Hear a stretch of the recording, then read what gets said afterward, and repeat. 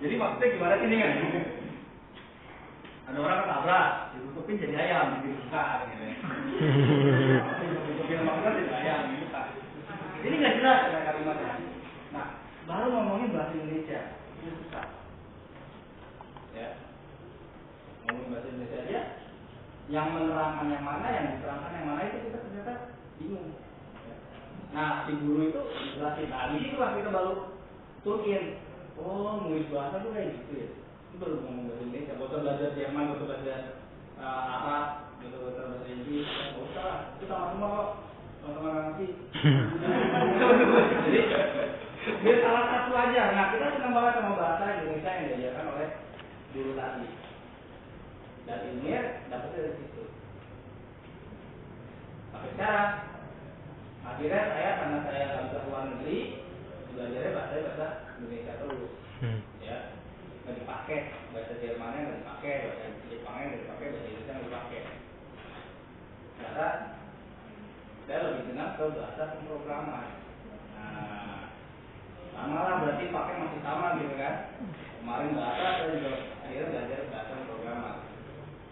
Semester 1, semester 2 saya belajar namanya VB. Nah, semester 4 sama 5 saya belajar DSI. Bahasa saya udah mulai banyak. Belajar lagi Pascal.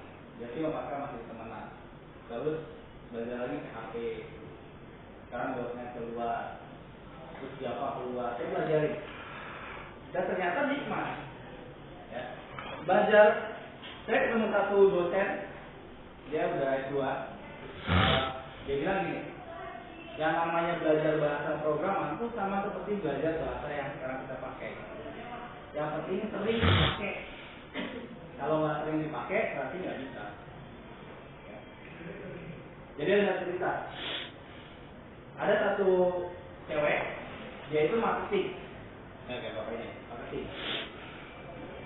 Namanya fakultasnya TI. Jadi ternyata si cewek ini bukan TITK, TK, teknik komputer. Masuk ke salah satu perguruan tinggi negeri, dia tulis di situ ada TK. Gitu. Si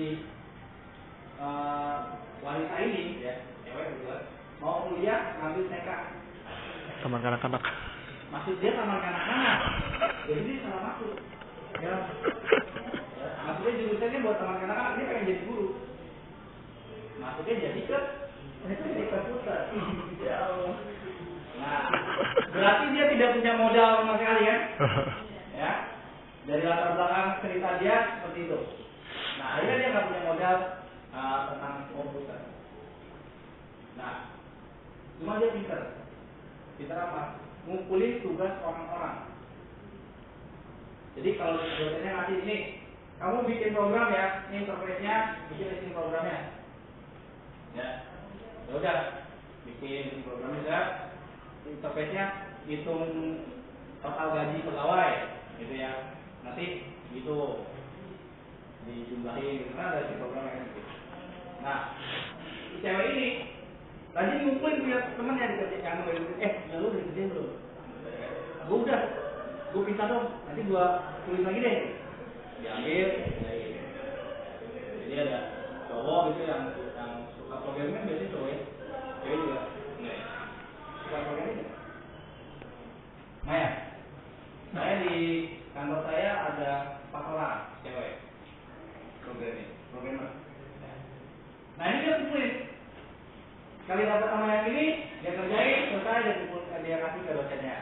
Besok, siapa yang udah? Kasih gue dong. Kasih, dikerjain lagi. Ya, kasih. Ternyata lama-lama dia ngerti tulisan siapa gitu. Kalau tulisannya si A, dia nulisnya begini gitu ya, kebanyakan define dari deklarasi variabel seperti ini. Tapi kalau si B caranya gini, si C caranya gini, dia tahu jadinya. Karena dia baca semua listing programnya.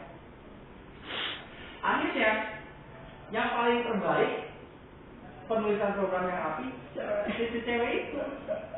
Jadi waktu pas terakhir dosennya bilang, saya nanti akan lihat tulisan yang terbaik dari program yang kalian buat. Si cewek yang dapat.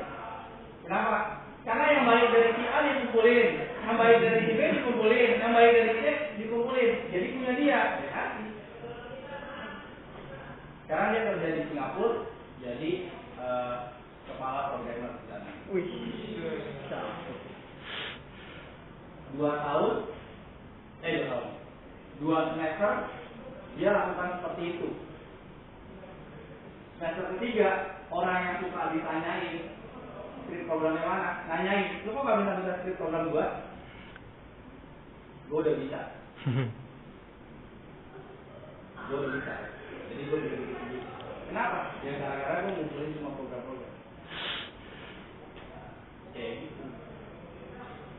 Sebelum cerita tentang itu, ada satu mata kuliah lagi. Si cewek ini yang niatnya awal jadi guru TK, ya, itu ngetik, cepat-cepatan ngetik. Jadi ada satu mata kuliah mengetik komputer ngetik. Terus kalian pernah dengar program TypeScript game? Iya. Jadi kalau ada view-nya nanti ada kalimatnya, ada kata. Nanti view-nya mati.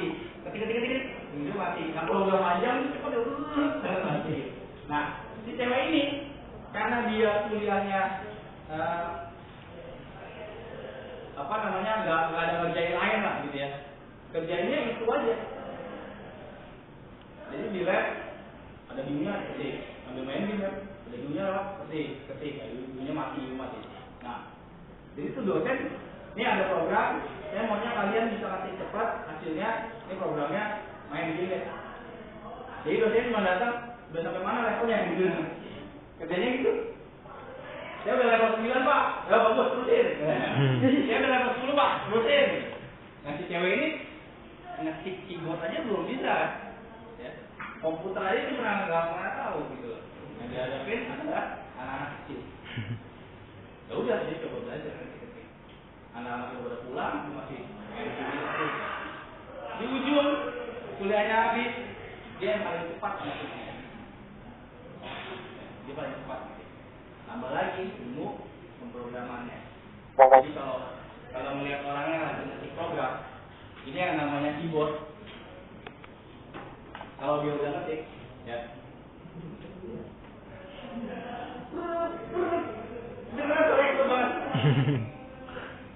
Itu cinta program, bukan ngetik surat. Kalau ngetik surat sudah kuliah, aku cinta kamu kan? Terima kasih, demikian tawaran ini. Gitu. Kalau ini ngetik program, tak, enter tak. Kalau di tak gitu kan berarti kan dia komplit kan? Komplit. Ada dia jadi senior programmer di Singapura.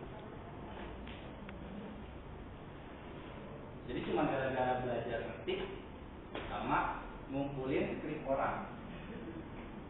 Sampai orang yang mau nulis skrip aja, yang biasa dimintain skrip nanyain, kalau nggak bisa minta lagi skrip program sama gua, jelek tulisan lu, bagusan si Anu. Oh ya udah deh, nggak sakit hati. Jadi artinya apa? Yang saya mau kasih hikmahnya adalah kalau kamu nanti belajar pemrograman, rajin aja. Urusannya rajin saja, tidak harus pinter.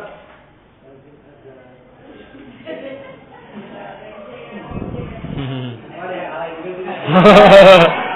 Dia bawa naik pak. Ada namanya ada. Aja. Alay. Ya sini yang rajin.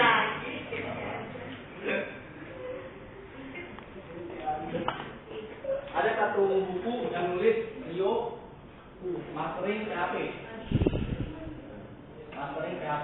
Dia ngeluarin 2 buku digital. Jadi kita kalau download baca aja ya. Beli. Satu Mastering HTML, satu lagi Mastering PHP. Yang Mastering PHP dia nulis Mastering PHP dalam 30 hari. Jadi belajar programan harus berapa tahun? Nggak perlu bertahun-tahun, 30 hari fokus bisa. Mau coba?